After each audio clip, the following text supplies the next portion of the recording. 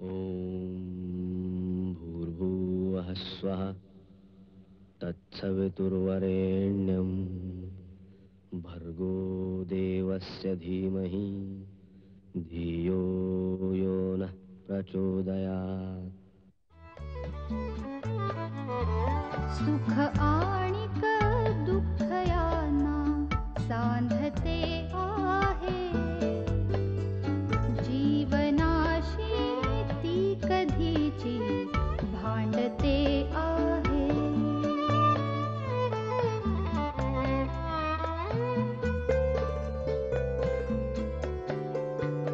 दोन डोळ्यांनी मुक्याने बोलताना ती वेगळे काहीतरी बघ सांगते आहे.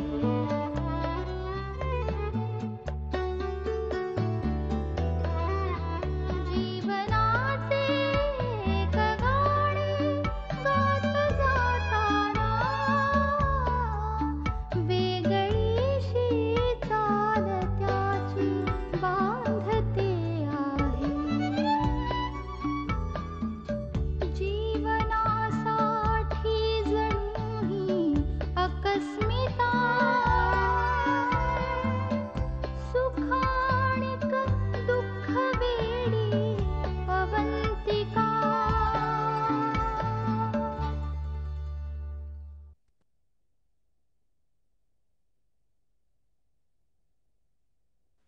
हाँ मेरा जी, अरे ऐसा कैसा चलेगा?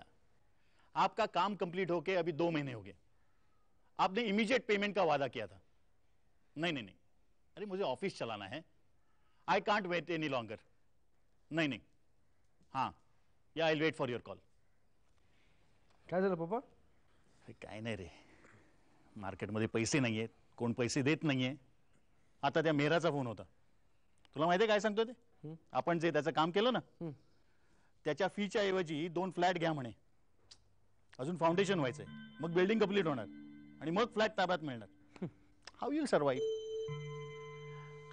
पप्पा, तुम्ही जे म्हणत होतात की निधीला नवीन कार घेऊन टाक, ते आपण हवं तर पोस्टपोन करू. अरे नाही नाही, असं काय करू नकोस. Don't change your decision.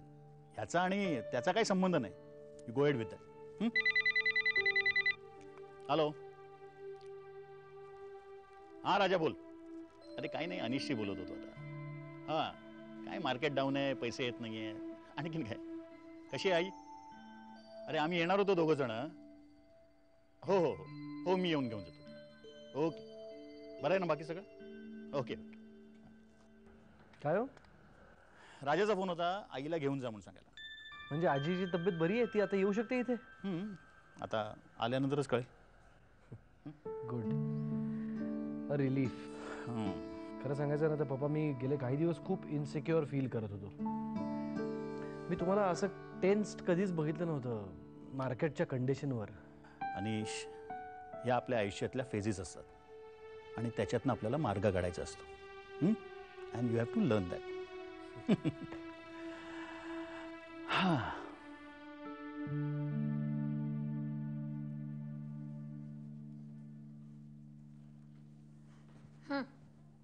अरे थँक्स.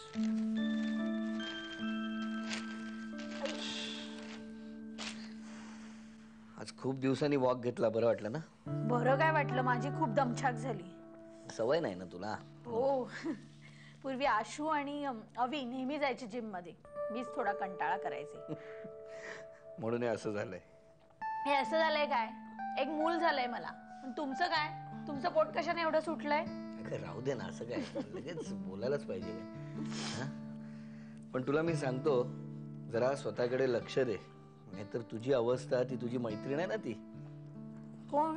अगं ती ग, खाते ती, सुरुची. हा, तिच्यासारखी होईल. काय ग, ती सतत खातच असते का ग? नाही हो, मध्ये मध्ये ब्रेक घेते ना. नाही ग, वाटत नाही. मी सांगतेय ना, मी ब्रेक घेते म्हणून.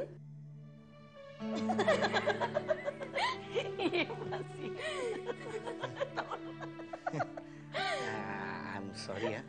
Don't worry, I take it as a compliment. काय आपला स्वभाव असा आहे ना, आनंदी, अर्धा लठ्ठपणा खाण्यामुळे आणि अर्धा हसण्यामुळे. सँडीच्या लठ्ठपणाचंही हेच रहस्य आहे, खाणे. ते सँडीचं पुढे काय झालं? तुम्हाला काहीच नाही सांगितलंस. म्हणजे मी तुला सांगितलंच नाही. अगं परवा त्याचा वाढदिवस होता, तर मी त्याला म्हणलं मला ट्रीट दे. तर म्हणाला चल वैशालीत जाऊ. म्हटलं, वैशाली काय? वैशाली म्हणजे घरी जेवल्यासारखं वाटतं. पण तो नेने ना एकारांत, शक्यतो स्वस्तात कटेल असं बघत होता. पण मी सोडलं नाही. मी नेला त्याला जायका दरबार मध्ये आणि यथेच्छ कापला. आणि बिल आल्यावरती चेहरा प्लेट मधल्या चिकन सारखा झाला होता, गार. शेवटी मी म्हणलं जाऊ दे, मीच देऊन टाकते बिल. तू का दिलंस? मला त्याला प्रपोज करायचं होतं. बर, आता बोल बोल बोल, एवढं बोललीस तर बोल. बाय, सांगते. मी त्याला म्हटलं, सँडी तुझ्या आयुष्याचं बिल माझ्या नावाने फाडशील का? हे एवढं फिल्मी बोललीस तू? नाही ग, पण मी त्याला सरळ विचारून टाकलं, हे बघ तुझ्यात काही दोष आहेत, ते गुणात कसे कन्वर्ट करायचे ते माझ्याकडे लागलं. बोल, करतोस माझ्याशी लग्न? मग होकार दिला? नाही हो, 5 कोर्स में जेवणारी माणसंही टप्प्याटप्प्याने विचार करून निर्णय देतो म्हणाला. आता तो घरी जाऊन विचार करे, सुरुचीशी लग्न करण्यात फायदे किती आणि तोटे किती. हा, तुझा काय सँडी नमुनाच आहे. नाही हो, त्याचा स्वभावाने खूप चांगला आहे, खूप हेल्पफुल आहे. त्याच्या घरची माणसं पण खूप छान आहेत. पण उर्मी, तो नाही म्हणाला तर मला जाम टेन्शन आलंय. आणि टेन्शन आल्यावरती मी काय करते माहितीये ना? काय? खूप खाते. अरे बापरे, म्हणजे त्या सँडीला सांगायला हवं की बाबा रे, हिला कधी टेन्शन येऊ देऊ नकोस. आणि त्यात करून जर टेन्शन कधी आलंच तर सँडी बरोबर सँडविच घेऊन फिर. वाईट होता. काय ना मिलिंद, तुम्हाला हसायची आणि हसवायची सवय नाहीये ना आमच्यासारखी. हो, काय ना, खूप हसण्याची सुद्धा भीती वाटते. मिलिंद, असं काय बोलताय? आता सगळं नीट झालंय ना? हो ग. आता सगळं नीट झालंय ना, मग हसा आणि लठ्ठ व्हा. आम्ही फक्त हसू, लठ्ठ नाही होणार. हा बरा होता. बरा होता, मैत्रीण आहे ना.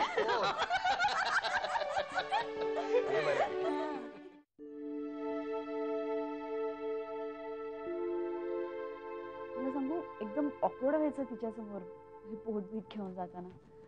कौतुक तर वेगळीच गोष्ट आहे, पण खूप चोरट्यासारखं वाटायचं ग. चला ग पोरीनं लवकर जेवायला. काय ग, रीमाचा काय फोन नाही? ती कशाला इथे फोन करते? आई, सलील आला नाही अजून ग. तो सुद्धा तिथंच गेला असेल.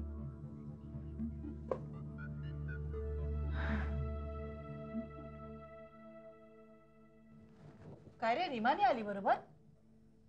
नाही, मी तिथे गेलो नव्हतो.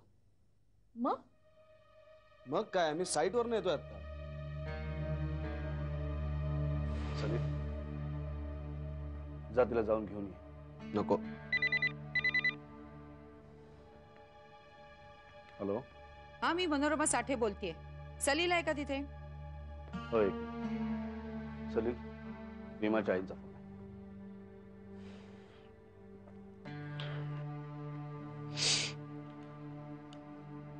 हॅलो.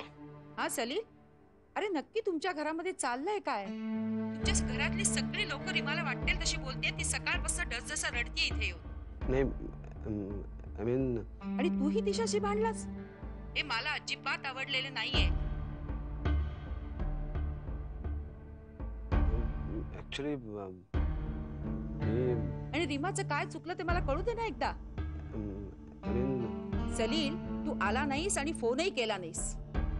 नाही, मी साईटवर. आणि हे बघ, तुला जरा जरी रिग्रेट्स असल्या ना तरी आत्ताच्या आत्ता इथे निघून ये, समजलं? नाही, मी. हॅलो.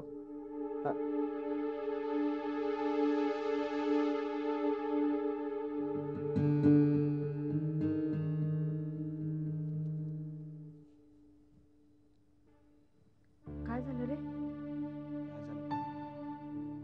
केवढ्या भडकल्या त्या माझ्यावरती. तिने सगळं सांगितलं असेल आईला. अगं, एवढं सगळं झाल्यावरती सांगणार नाही का? तर मला जावं लागणार तिकडे. कशाला? अरे कशाला काय? केवढ्या भडकल्या त्या माझ्यावरती, केवढ्या चिडल्या. आणि हे बघ, त्यांचा राग उडून घेणं मला परवडण्यासारखं नाहीये. माझी सगळी मदत आता त्यांच्यावरती आहे.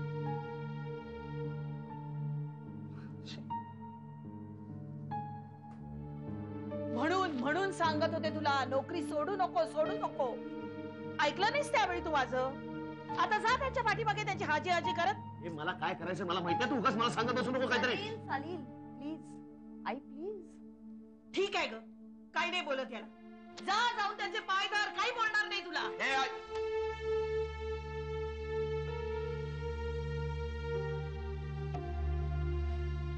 हे सलील, नाही बाबा, इथे राहण्यात आता काही अर्थ नाही. अरे सलील, सुलभा,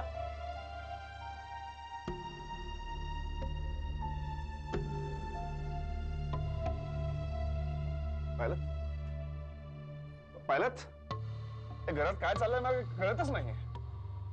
अरे चिडचिड चिडचिड चिडचिड. अरे माझाही तोल सुटू शकतो, मी काहीतरी बोलू शकतो, माझा कोणी विचारच करत नाही. मला आश्चर्य वाटतंय हिचं सुलभाचं. या वयात तिचं असं वागणं तिला शोभतं का?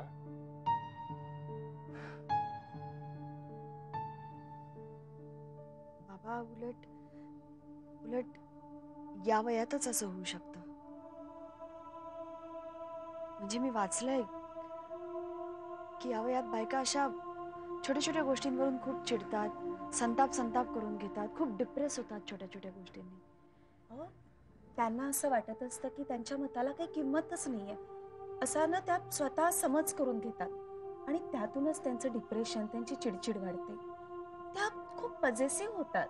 म्हणजे आता असं बघा की सलील आपला किती आईवेडा मुलगा होता ना, आणि असं असताना तो दुसऱ्या कोणत्या तरी बाईच्या, म्हणजे त्याची बायको असेल किंवा सासू असेल, त्यांचं ऐकायला लागलाय. ही गोष्ट सहन होत नाही हो तिला. आणि सलीलने किती ऑब्लिगेशन्स घेतलेत त्यांचे, त्यामुळे सतत तो रीमाला आणि तिच्या आईला डिफेंड करत असतो आणि म्हणूनच आईची चिडचिड होते. माझ्या लक्षात कसं आलं नाही हे? आम्ही पण इथे आल्यापासून आईमधला बदल ऑब्झर्व करतोय बाबा. आधी किती शांत असायची ती, किती चिडते हल्ली ना. खरंच आपण तिला सांभाळून घ्यायला पाहिजे ना. मला तर वाटतं की शक्य झालं तर रीमाशी पण बोलायला पाहिजे एकदा.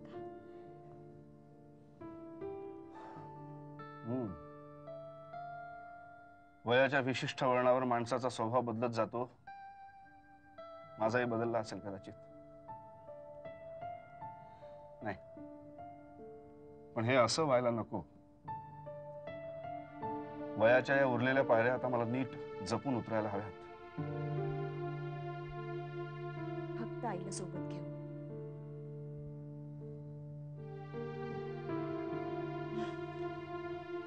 काल बाबाला शहाणपण शिकवलं.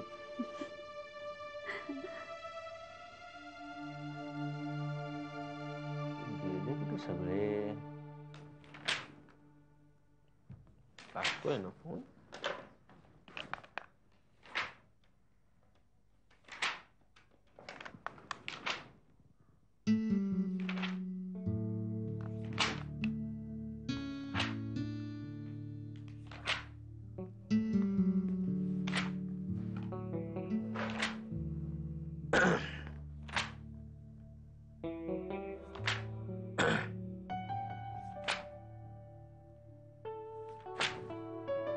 अरे ऐश,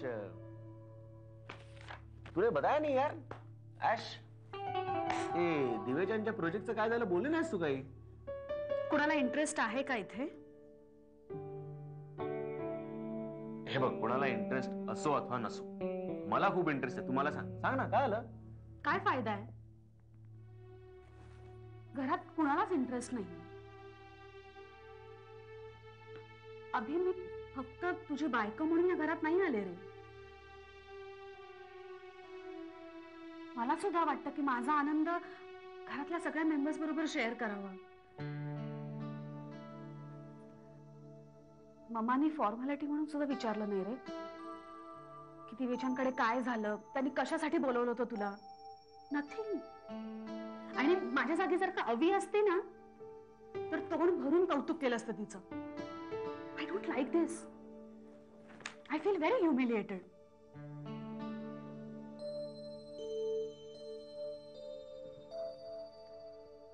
मी तुला एक आयडिया सांगू का? तूही तिला निग्लेक्ट कर. व्हॉट? या, जस्ट निग्लेक्ट हर. लिसन, तू आता स्वतःसाठी जगायला शिक आणि या छोट्या छोट्या गोष्टींचं वाईट वाटून घेणं सोडून दे आता ऍश. हे बघ, लोक आपल्याकडे लक्ष देत नाहीत म्हणून वाईट वाटून घेण्यापेक्षा त्यांनी स्वतःहून आपल्याकडे लक्ष द्यावं यासाठी काहीतरी चांगलं करून दाखव. है ना?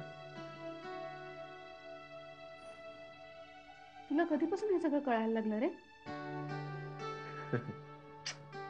You change so much. Really? Yeah. But that's what I'm saying. You need to change yourself. स्वतःसाठी जगायला शिक. या घरात स्वतःची एक वेगळी आयडेंटिटी एस्टॅब्लिश कर. जागीरदारांची सून म्हणून नाही, एक यशस्वी आर्किटेक्ट म्हणून. या. गुड. आणि आता ते मॅगझिन नीट वाच.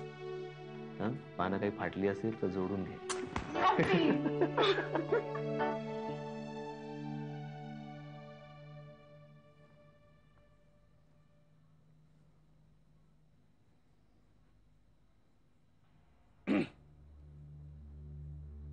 सौरभ, अवंतिकाचा काही फोन बिन आला होता? मामा, मला तुम्हाला काही विचारायचंय. अरे काय झालं, बोला ना.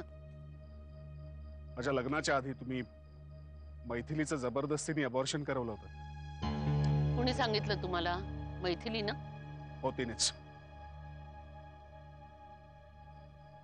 का केलं तुम्ही असं? पण माझ्यापासून लपवलं? मग आम्ही काय करायला हवं होतं? तिच्या पोटात जागीरदारांचा अनौरस वंशज वाढू द्यायला हवा होता. अनौरस? तुम्ही त्याला अनौरस ठरवलं. मला कळलं असतं तर कदाचित मी हे लग्नही केलं नसतं. रिअली? वा वा वा वा वा. मामा, हे पहा सौरभ, आम्ही जे काय केले ना ते खूप विचार करून केलेले आहे. तुम्ही एकदा बेजबाबदारपणे वागलात, पण तेव्हाची गोष्ट वेगळी आणि आत्ताची गोष्ट वेगळी. तुम्ही पुन्हा ती चूक जर केलीत ना तर मात्र खूप महागात पडणार आहे तुम्हाला. कारण परिस्थिती पूर्वीसारखी राहिलेली नाही आणि मैथिली ही पूर्वीसारखी राहिलेली नाहीये.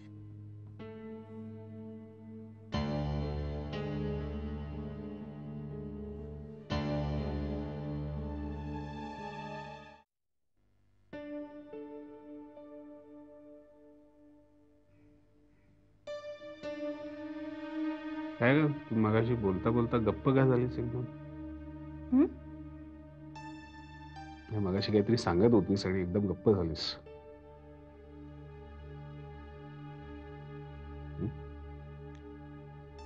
सौरभ,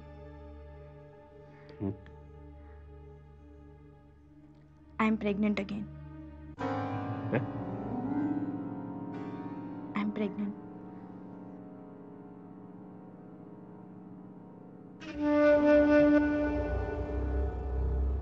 कसं? तू बोलली होतीस मी काळजी घेईन म्हणून.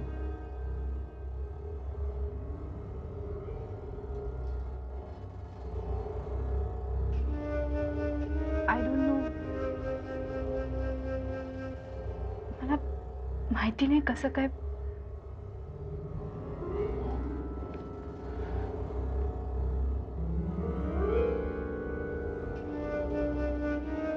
मला संशय होता.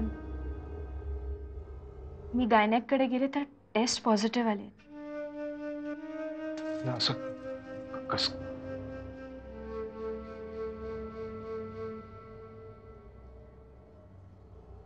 तू तू या मुलाला अबॉर्ट करायला सांगणार नाहीयेस ना? पण हे कसं? अरे, डॉक्टरांनी म्हटलंय ऑपरेशन केलं तर माझ्या प्रकृतीवर परिणाम होईल.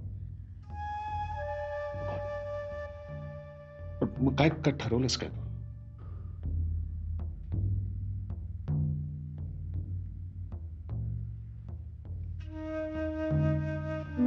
जन्म देणार आहे. काय सांगणार आहेस?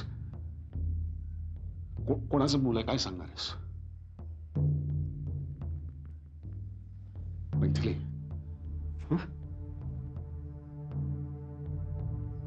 ते मला माहिती नाही, पण मी या मुलाला जन्म देणार आहे.